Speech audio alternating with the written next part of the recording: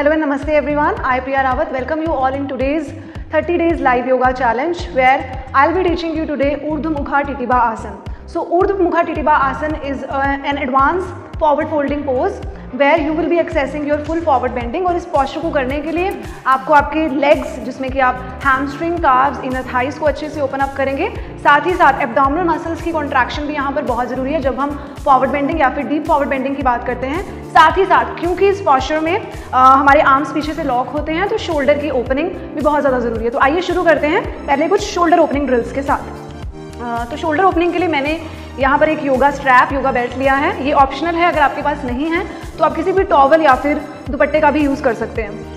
तो शुरू हम करेंगे शोल्डर रोटेशंस के साथ। इनहेल करते हुए दोनों आर्म्स को रेस करना है। डिस्टेंस कितना लेना है? शोल्डर्स जितना, अगर आप बिगिनर से इंटरमीडिएट प्रैक्टिशनर हैं। धीरे से आपने एक एल्बो को फोल्ड किया और इसको घुमाते हुए पीछे की तरफ रोटेट करना है। ये ड्रिल करते हुए आप अपने शोल्डर को ओपन कर पाएंगे और आसन करने में आपको थोड़ी सी हेल्प होगी, आप थोड़ा अच्छे से आसन कर पाएंगे।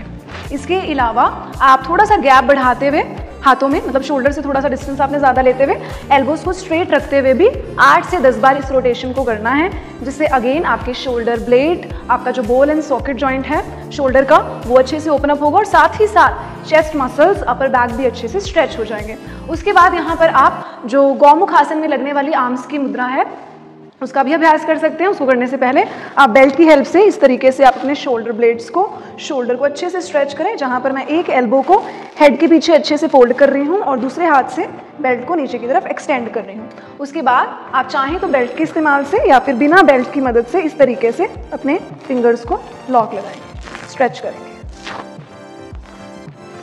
और दूसरी साइड से भी ऐसे ही आपने कर लेना। इसके अलावा और भी काफ़ी सारी मुद्राएं होती हैं जिसमें हम गरुड़ मुद्रा का भी अभ्यास करते हैं। इसके लिए आपने क्या करना है, अपने शोल्डर्स को, बाइसेप, ट्राइसेप्स, एल्बोज को, फोर आर्म्स को रोटेट करना होता है, हाथों को जोड़ते हुए इसको ऊपर की तरफ ऐसे स्ट्रेच करना। ये सारे ही ड्रिल्स आपको हेल्प करेंगे जब आप ऊर्ध्व मुखा टिटिबा आसन में अपने शोल्डर को लॉक लगाएंगे, हाथों से लॉक लगाएंगे। चलिए, इसके अलावा भी नंबर ऑफ ड्रिल्स हैं, आप कोशिश करें इन ड्रिल्स को प्रैक्टिस करें, इससे आपको बहुत हेल्प मिलेगी। अब नेक्स्ट हम थोड़ा सा फोकस करते हैं लेग्स के मसल्स के ऊपर, क्योंकि ये अच्छे से ओपन अप नहीं होंगे फिर भी आप फॉरवर्ड फोल्ड कंप्लीटली नहीं कर पाएंगे। तो पहले हमने करना है हैमस्ट्रिंग स्ट्रेच, जैसे कि मैंने कल की वीडियो में भी आपको बताया था। जितने भी हमारे फॉरवर्ड बेंडिंग के पोस्चर्स होते हैं उसमें आपने अपने hamstring, calves, inner thigh, pelvic floor के मसल्स को जरूर एंगेज करना है। तो इस तरीके से आप लॉक लगा सकते हैं। एक्सहेल करते हुए नीचे जाएं, कोशिश करें शुरुआत में ही अपने घुटनों को आप बिल्कुल सीधा करें, बॉडी वेट एड़ियों से पंजों की तरफ शिफ्ट करें, हेड को डाउन करें और एक्सहेल करते हुए इस तरीके से आपने पल्सेस करने हैं तो आपको बहुत अच्छा स्ट्रेच आएगा। शुरुआत में अगर आपको थोड़ा सा पेन आ रहा है तो आप हल्का हल्का घुटनों को फोल्ड करते हुए भी इसका अभ्यास कर सकते हैं। इनहेल करते हुए हेड उठाया और ऊपर। नेक्स्ट आप करेंगे वायु निष्कासन। इससे भी आपकी जो फॉरवर्ड बेंडिंग है वो इंप्रूव होगी। अगेन लेग्स की मसल्स पे काम होगा, एब्डोमिनल मसल्स की कॉन्ट्रैक्शन होगी और बैक की भी लेंथनिंग होगी। इस तरीके से आप अपने अपर बॉडी को ज्यादा से ज्यादा दोनों लेग्स के बीच में से निकालेंगे। अब यहाँ से नेक्स्ट स्टेप में आपने क्या करना है, धीरे धीरे अपने नीज को फोल्ड किया, अपर बॉडी को जितना हो सकता है निकालने की कोशिश करनी है। इससे आपके कंधों में बहुत अच्छा स्ट्रेच आएगा। फिर फाइनल पोजीशन में नीज को स्ट्रेट करते हुए हेड को डाउन कर लेना और फिर धीरे धीरे रिलैक्स करना।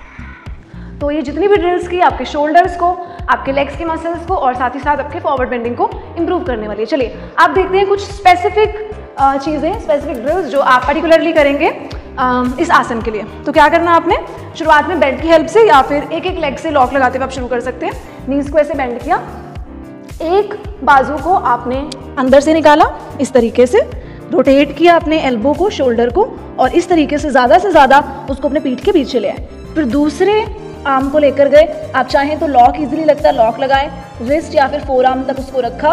धीरे धीरे लॉक लगाने के बाद अपने बॉडी को सीधा किया, ऐसे ही दूसरी साइड से भी आपको कर लेना।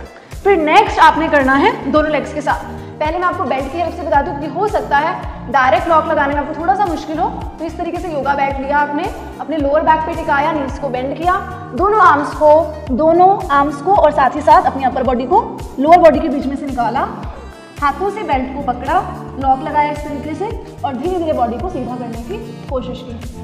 आप यहाँ पे पैरों पे गैप बढ़ा भी सकते हैं। रिलैक्स। फिर अगर बेल्ट की हेल्प से आपको लगा कि मेरा आसन अच्छा हो रहा है तो फिर आप ट्राई कर सकते हैं बिना बेल्ट की मदद से। उसके लिए भी घुटनों को आपने इस तरीके से मोड़ना है, आर्म्स को अंदर लेकर जाना है, अपने लेग्स को ज़्यादा से ज़्यादा कंधों के ऊपर चढ़ाना है, फिंगर्स को लॉक करते हुए धीरे धीरे बॉडी को सीधा कर, घुटनों को आप एकदम सीधा करने की कोशिश करेंगे। रिलैक्स।